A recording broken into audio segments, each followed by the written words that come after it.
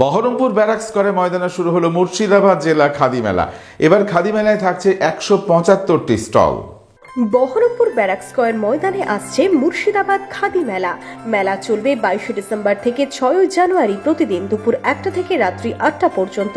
আয়োজনে খাদি ও গ্রামীণ শিল্প পর্ষদ মুর্শিদাবাদ। বড়দিনের আগেই বহরমপুরে শুরু হলো মুর্শিদাবাদ খাদি মেলা।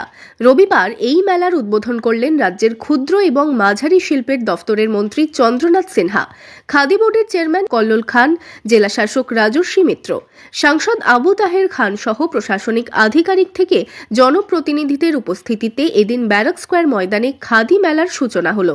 দেখুন, আজকে মেলাটা আমাদের উদ্বোধন হলো। 16 দিন চলবে। 175টা মতন স্টল এই মেলাতে হয়েছে।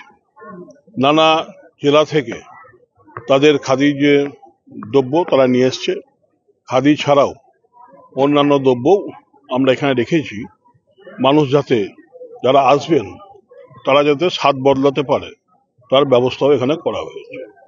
এবং খাবার বেনফিসেরও সরকারি যে দপ্তর বেনফিসেরও স্টল করা হয়েছে, যে মেলা ঘুরতে ঘুরতে বা জিনিস দেখতে খিদে পেলে বেনফিসে খাবে এবং বাচ্চারা যাতে বিরক্ত না করে বাচ্চাদেরও খেলনার স্টল এখানে করা হয়েছে। এবং খাদি শিল্পীরা তারা নানা জায়গা থেকে তাদের জিনিসপত্র নিয়ে এসছে, তাদের যাতে অন্যান্য বার যেরকম বিক্রি হয় তার চেয়েও যাতে বেশি বিক্রি হয়, এটা আমরা কামনা করি।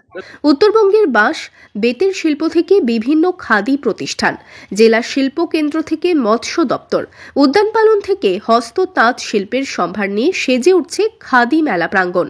22 ডিসেম্বর থেকে শুরু হওয়া এই খাদি মেলা 6 জানুয়ারি পর্যন্ত চলবে।